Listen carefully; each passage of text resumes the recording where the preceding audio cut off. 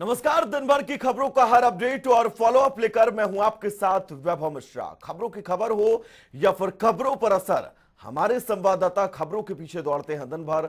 Ground zero से सीधी खबर बताएंगे जनता रिपोर्टर।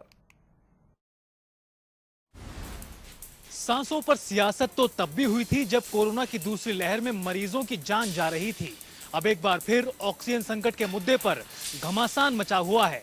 दरअसल संसद में सरकार ने एक जवाब में बताया कि राज्यों की तरफ से ऑक्सीजन की कमी के चलते एक भी मौत रिपोर्ट नहीं की गई है। सरकार की तरफ से इस टिप्पणी के बाद तमाम विपक्षी दलों ने सरकार पर निशाना साधना शुरू कर दिया है। कांग्रेस, आम आदमी पार्टी समेत कई विपक्षी पार्टियों ने सरकार पर सवाल उठाए, तो वहीं सत्ता पक्ष की तरफ से संबित पात्रा ने पलटवार किया। कोरोना की दूसरी लहर में ऑक्सीजन की कमी से हुई मौतों के मामले में केंद्र सरकार के जवाब पर अब सियासत गर्मा गई है। स्वास्थ्य मंत्रालय के जवाब से विपक्ष भड़क गया और आम आदमी पार्टी इस मुद्दे को लेकर संसद में विशेषाधिकार हनन प्रस्ताव पेश करने की तैयारी में है। इसके अलावा कांग्रेस की राष्ट्रीय महासचिव प्रियंका गांधी ने भी इस मामले पर तीखी प्रतिक्रिया दी है। प्रियंका गांधी ने कहा कि ऑक्सीजन की कमी से इसलिए मौतें हुई क्योंकि सरकार ने ऑक्सीजन निर्यात 700% तक बढ़ा दिया। वहीं शिवसेना सांसद संजय राउत ने कहा कि सरकार के इस जवाब को सुनकर उन पर क्या गुजरी होगी जिन्होंने अपनों को खोया है। सरकार के खिलाफ मुकदमा दर्ज होना चाहिए, सरकार झूठ बोल रही है। विपक्ष के आरोपों पर बीजेपी के राष्ट्रीय प्रवक्ता संबित पात्रा ने पलटवार किया और कहा कि किसी भी राज्य ने ऑक्सीजन की कमी को लेकर हुई मौत का कोई आंकड़ा नहीं भेजा। उन्होंने कहा कि राहुल गांधी ने ट्विटर ट्रोल के रूप में काम किया, झूठ फैलाया, भ्रम फैलाया। केजरीवाल पर निशाना साधते हुए पात्रा ने कहा कि उन्होंने कोरोना काल के दौरान झूठ बोला। देश में कोरोना के डबल अटैक का मामला सामने आया है। एक ही व्यक्ति में कोरोना के 2 वेरिएंट मिलने का पहला केस सामने आया है। असम में एक महिला डॉक्टर एक ही समय में कोरोना वायरस के 2 अलग अलग वेरिएंट से संक्रमित पाई गई। महिला डॉक्टर वैक्सीन की दोनों डोज ले चुकी थी, जिसके बावजूद वह कोरोना वायरस की 2 अलग अलग वेरिएंट से संक्रमित हो गई। देश में कोरोना वायरस की तीसरी लहर की चिंता लगातार बढ़ रही है। इसी बीच कोरोना वायरस के डबल अटैक का खतरा बढ़ा है। देश में कोरोना के डबल वेरिएंट के अटैक का मामला सामने आया। दरअसल असम की एक महिला डॉक्टर को एक ही समय पर कोरोना वायरस के 2 अलग अलग वेरिएंट से संक्रमित पाया गया। कोरोना वैक्सीन के दोनों डोज लेने के बावजूद डॉक्टर वायरस के अल्फा और डेल्टा दोनों वेरिएंट से संक्रमित पाई गई, जो देश में इस तरह का पहला मामला हो सकता है।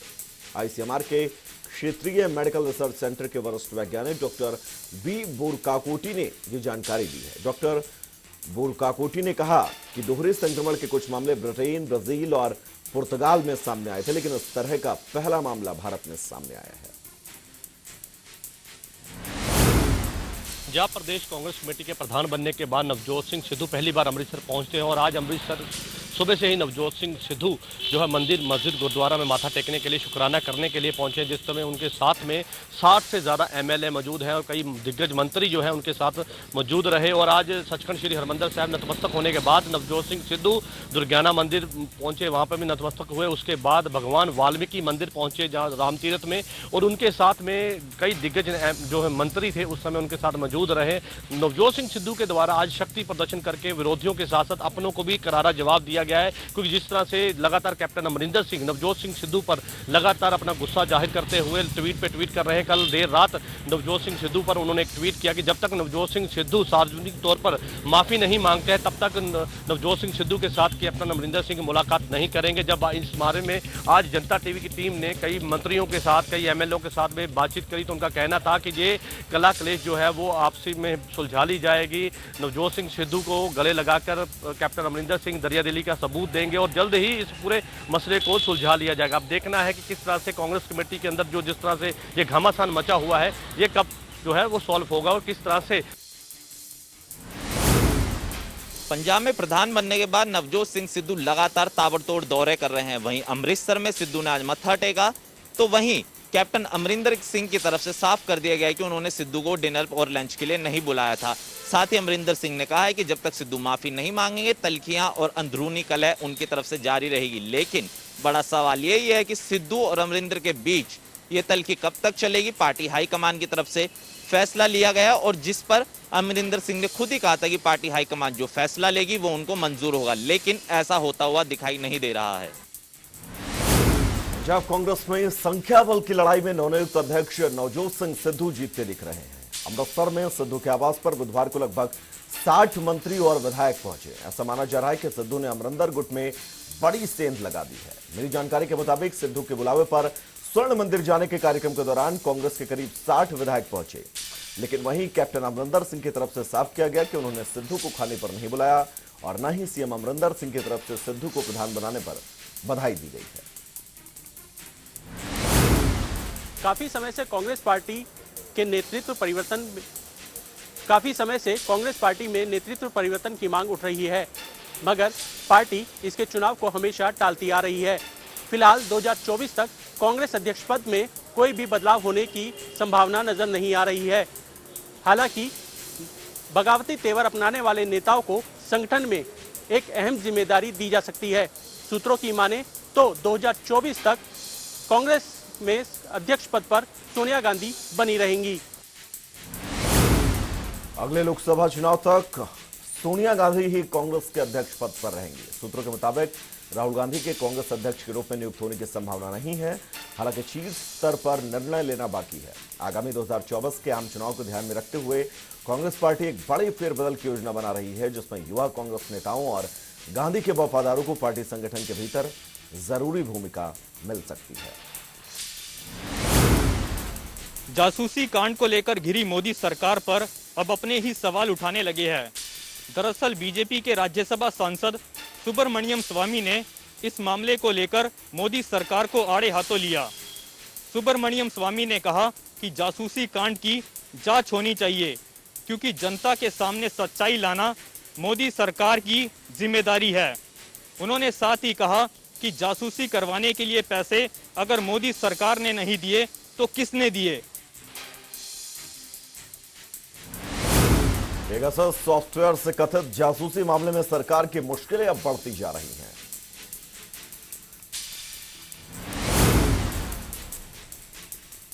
संसद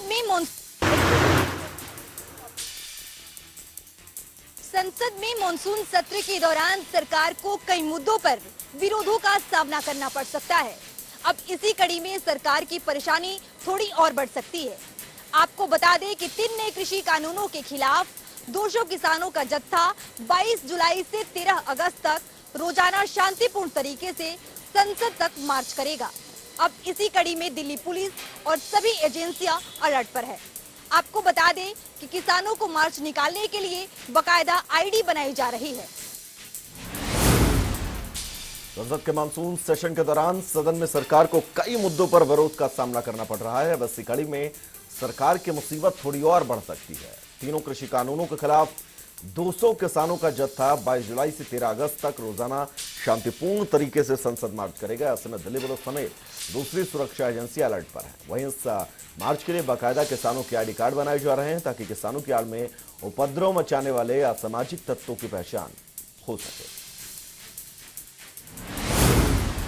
इस वक्त हम सिंघू बॉर्डर पर मौजूद है और सिंघू बॉर्डर पर 8 महीने से अधिक समय हो चुका है। किसान आंदोलन जारी है और लगातार किसानों ने एक आह्वान किया है कि जंतर मंतर पर जरूर पहुंचेंगे, लेकिन कहीं ना कहीं खींचातानी जबरदस्त देखने को मिल रही है। क्योंकि खींचातानी इसलिए कि आसपास के जो व्यक्ति हैं वो इकट्ठा हुए और उन्होंने एक पैदल मार्च निकाला और पैदल मार्च निकालते हुए प्रशासन मौके पर पहुंचकर आमना सामना हो सकता था, लेकिन दोनों ने बीच में प्रशासन ने पहुंचकर उनको रोका और लगातार किसान आंदोलन अब कहीं ना कहीं 2 गुटों में बंटा हुआ नजर आ रहा है। 2 गुटों में इसलिए कि आसपास के जो लोग हैं वो इकट्ठा होना शुरू हो चुके हैं और किसान आंदोलन लगातार जारी है।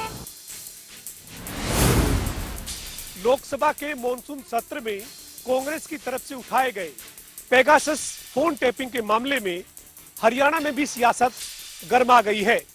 हरियाणा के मुख्यमंत्री मनोहर लाल ने चंडीगढ़ में प्रेस कॉन्फ्रेंस की और कांग्रेस को आड़े हाथ लिया। मुख्यमंत्री ने कहा कि जब भी देश के विकास की बात होती है तो कांग्रेस इस तरह के हथकंडे अपनाती है। इस दौरान मुख्यमंत्री ने साफ किया कि बीजेपी की सरकार का फोन टैपिंग के मामले से कोई लेना देना नहीं है, लेकिन अगर कांग्रेस के इतिहास में जाकर देखा जाए तो कांग्रेस ने इस तरह की साजिश कई बार रची है। मुख्यमंत्री मनोहर लाल के इन आरोपों पर हरियाणा कांग्रेस की अध्यक्ष कुमारी शैलजा ने भी पलटवार किया है। कुमारी सैलजा ने चंडीगढ़ में मीडिया से बातचीत के दौरान ये कहा कि इस मामले में सरकार जांच नहीं करवा रही है। सैलजा ने कहा कि कांग्रेस की मांग है कि इस मामले की सरकार न्यायिक जांच करवाए। इस दौरान कुमारी सैलजा ने यह भी कहा है कि 22 जुलाई को हरियाणा कांग्रेस चंडीगढ़ में राजभवन तक रोष मार्च निकालेगी और अपना विरोध दर्ज करवाएगी। दिल्ली स्थित हरियाणा भवन में आज हरियाणा बीजेपी कोर ग्रुप की बैठक हुई। इस बैठक की अध्यक्षता हरियाणा बीजेपी के प्रदेश अध्यक्ष ओम प्रकाश धनखड़ ने की। मुख्यमंत्री Manohar Lal Haryana BJP core group की बैठक में वीडियो कॉन्फ्रेंसिंग के जरिए जुड़े। इसके अलावा बीजेपी की राष्ट्रीय महामंत्री डी पुरंदेश्वरी, संगठन महामंत्री रविंदर राजू भी इस बैठक में शामिल रहे। इसके अलावा अगर बात करें तो केंद्रीय राज्य मंत्री राव इंद्रजीत समेत भारतीय जनता पार्टी के कोर ग्रुप के सदस्य इस बैठक में शामिल हुए। इस बैठक की अगर बात करें तो बैठक में प्रदेश के मौजूदा राजनीतिक हालातों को लेकर चर्चा की गई। वहीं इसके अलावा सरकार की योजनाओं को लेकर भी बीजेपी कोर ग्रुप की बैठक में चर्चा हुई। संगठन के विषय और आने वाले समय में संगठन के किस तरीके के कार्यक्रम हो सकते हैं, इसको लेकर इस बैठक में रणनीति बनाई गई। वहीं अगर बात करें तो मौजूदा घटनाक्रम जैसे कि कोरोना की स्थिति और किसान आंदोलन समेत तमाम विषयों पर भारतीय जनता पार्टी की कोर ग्रुप में बैठक में चर्चा होती हुई नजर आई। महाराष्ट्र की महाविकास आघाड़ी की बात करें तो सरकार में कहीं ना कहीं ठीक नहीं चल रहा है, क्योंकि सरकार जो है अपने ही बयानों को लेकर विवाद में घिरती हुई नजर आती है। अगर कांग्रेस की बात करें तो कांग्रेस का साफ तौर पे कहना है कि आने वाला जो निकाय चुनाव है वो कहीं ना कहीं अकेले लड़ेगी। तो सरकार जो है ये 3 पहिए की सरकार कहीं ना कहीं ठीक नहीं लग रही है। और आने वाले निकाय चुनाव में जब से कांग्रेस ने अलायंस का ये कह दिया कि अब हम अलायंस के बाहर जाके लड़ेंगे, तो कहीं ना कहीं इसके बाद भी महाराष्ट्र में एक राजनीति का भूचाल जरूर देखने मिलेगा। और वहीं उद्धव ठाकरे की बात करें तो उद्धव ठाकरे की सर्वे रिपोर्ट के अंदर कहीं ना कहीं बेस्ट सीएम बताया गया है। और बहुत सारे ऐसे जो नेता है वो ये कह रहे हैं कि आने वाला पीएम जो हो वो उद्धव ठाकरे हो।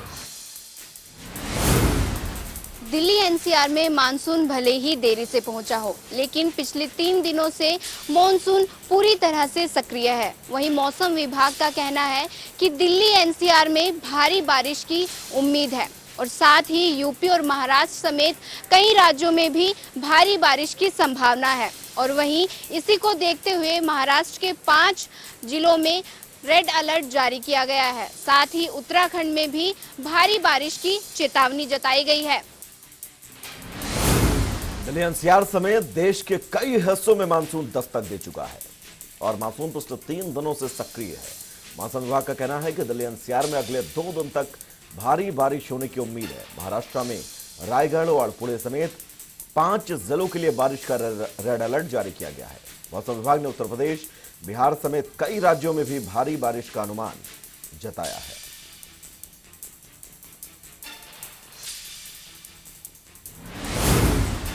जम्मू पूरे भारतवर्ष के साथ साथ जम्मू कश्मीर में भी ईद का पर्व सादगी के साथ मनाया गया, क्योंकि कोरोना महामारी के चलते ईदगाह के अंदर नमाज अदा करने पर पाबंदियां लगाई गई थी।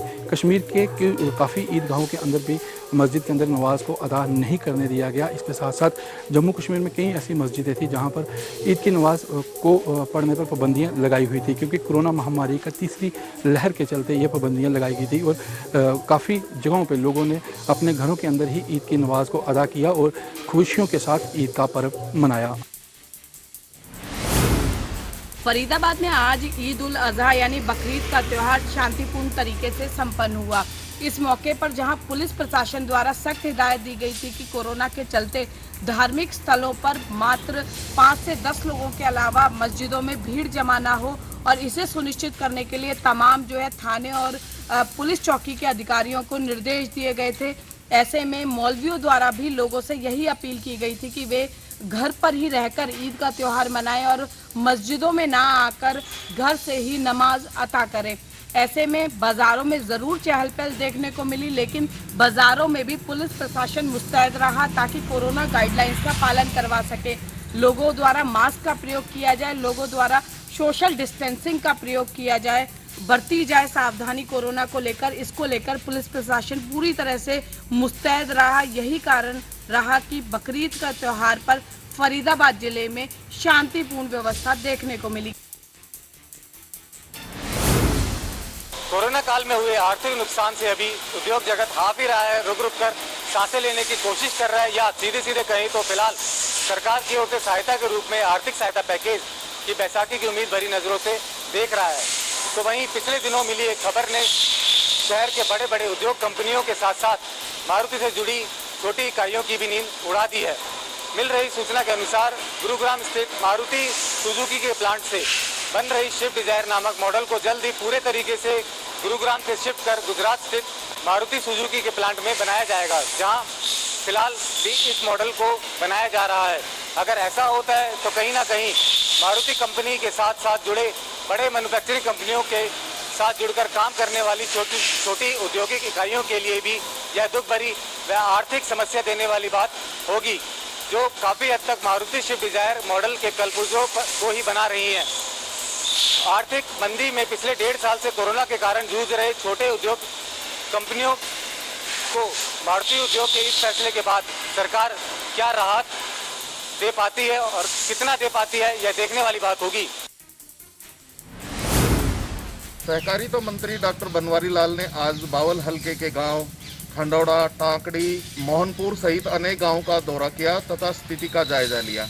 ये वो गांव है जो सीमा से, राजस्थान सीमा से सटे हुए हैं और यहाँ हर वर्ष की भांति इस वर्ष भी राजस्थान का पानी भारी तबाही लेकर आया और इन गांवों के में घरों के साथ साथ नलकूप तथा खड़ी फसलों को भारी नुकसान पहुंचाया। आज सहकारिता मंत्री डॉक्टर बनवारी लाल ने जायजा लिया तथा अधिकारियों को तुरंत विशेष गिरदावरी के निर्देश दिए। भिवानी में लगातार 2 दिन हुई बारिश से पूरा शहर जलमग्न हो गया, जिससे लोगों को खासी परेशानियों का सामना करना पड़ा। डीसी स्वयं अधिकारियों को लेकर के शहर का दौरा करने निकले और देर रात मौके पर पहुंचे और अधिकारियों को आदेश दिए कि रात भर कार्य करके जैसे तैसे पानी से स्थिति से लोगों को निजात दिलवाए। अधिकारियों ने तुरंत आदेशों की पालना की और रात को 2 बजे तक पानी निकाला तथा लोगों को भी इस समस्या से निजात दिलवाया। हालांकि डीसी ने यह भी आदेश दिए हैं कि जहां जहां पानी भरा था वहां फॉगिंग का कार्य भी किया जाए, क्योंकि मच्छरों का जमावड़ा भी वहां पर हो गया था, जिससे अनेक बीमारियां फैलने की भी आशंका से इनकार नहीं किया जा सकता। डीसी ने यह भी कहा है कि जहां जहां पानी भरा है या जहां जहां मच्छर फैले हैं वहां पर मेडिकल कैंप भी लगाए जाएँ, ताकि अगर लोगों को किसी प्रकार की बीमारियाँ लगी हों तो उनका इलाज भी समय पर हो सके। अब देखना होगा कि डीसी के आदेश के बाद मेडिकल के अधिकारी और नगर पालिका के अधिकारी किस प्रकार से संज्ञान लेते हैं। कोरोना महामारी के तीसरे लेयर के अंदेशे को देखते हुए अब रोहतक पीजीआई ने पुख्ता प्रबंध कर लिए गए हैं। रोहतक पीजीआई के वाइस चांसलर ओपी कालरा का कहना है कि तीसरी लहर के अंदेशे को देखते हुए अब काफी संसाधन जुटा लिए गए हैं। हालांकि उन्होंने कहा कि इसको लेकर कल रोहतक में वीडियो कॉन्फ्रेंसिंग के जरिए हरियाणा के स्वास्थ्य मंत्री अनिल विज करोड़ों रुपए की योजना और परियोजनाओं का शिलान्यास व उद्घाटन करेंगे। उन्होंने कहा कि एक ऐसी संस्था जो क्रिकेटर युवराज सिंह चलाते हैं यूवी के नाम से, वो भी सामने आई है, जिन्होंने 100 बेड दान में दिए हैं। हालांकि उन्होंने कहा कि 2 जनरेटर जो है ऑक्सीजन के लगा दिए गए हैं और ऑक्सीजन और आईसीयू विभाग पूरी तरह से तैयार कर लिया गया है, ताकि किसी भी अंदेशे से इनकार नहीं किया जा सकता। हिमाचल प्रदेश मंत्रिमंडल की बैठक वीरवार को दोपहर बाद आयोजित की जाएगी। ये बैठक मुख्यमंत्री जयराम ठाकुर की अध्यक्षता में होगी और ये बैठक राज्य अतिथि गृह पीटर हॉफ में होनी है।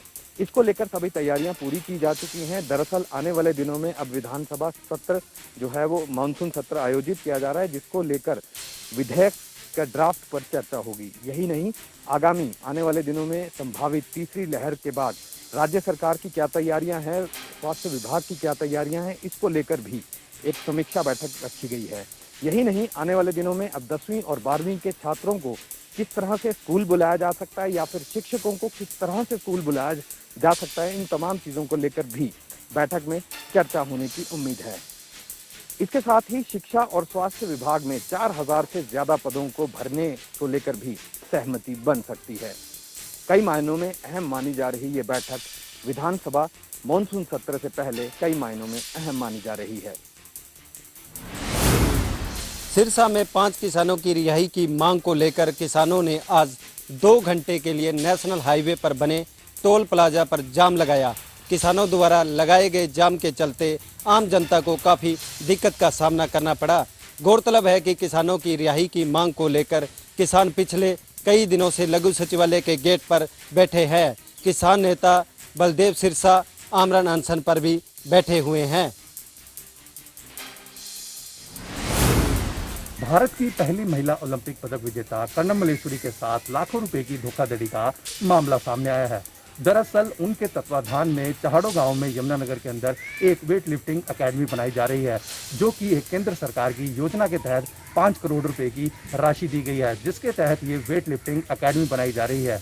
और इसी अकेडमी की जो बिल्डिंग का निर्माण किया जा रहा है, उसके अंदर जो एक फर्म थी जिसको कि ऑनलाइन टेंडर के तहत टेंडर मिला था, उस फर्म ने जो है इसमें घटिया मटेरियल लगाया, जो कि उसके सैंपल भी फेल हो गए। और इसी के साथ उस समय 12% की जीएसटी कही गई, लेकिन जो बिल दिए गए 18% की जीएसटी के हिसाब से दिए गए। और साथ ही जो पैमाइश की गई थी, वो पैमाइश भी जगह कम थी और उसकी पैमाइश ज़्यादा दिखाई गई थी, जिसके चलते उस फर्म पर कर्णम मल्लेश्वरी द्वारा धोखाधड़ी का मामला दर्ज करवाया गया है। वहीं पुलिस ने इस मामले में शिकायत दर्ज कर ली है और पुलिस का कहना है कि धारा 420 के तहत मामला दर्ज किया गया है और इस पूरे मामले की जांच की जा रही है। हम आपको बता दें कि इस समय कर्णम मल्लेश्वरी दिल्ली खेल विश्वविद्यालय की वाइस चांसलर है। अब देखना होगा कि पुलिस की जांच में आगे क्या सच निकलकर सामने आता है। चलिए, जनता रिपोर्टर में आज के लिए बस इतना ही। एक छोटा सा ब्रेक, बहुत जल्द वापस लौटेंगे।